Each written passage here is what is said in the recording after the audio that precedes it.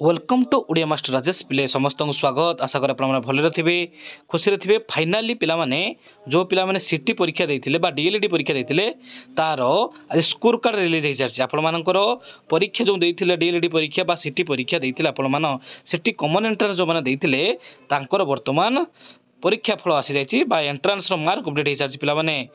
आपण मैंने सामस Odisha site portal को जाई आपण निज निजर ये देखु स्कोर कार्ड को डाउनलोड करेंगे।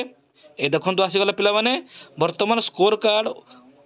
एभेलेबल हो किसी समय पर तेणु आपण मैंने जो मैंने डीएलडी परीक्षा देते 2025-27 बेस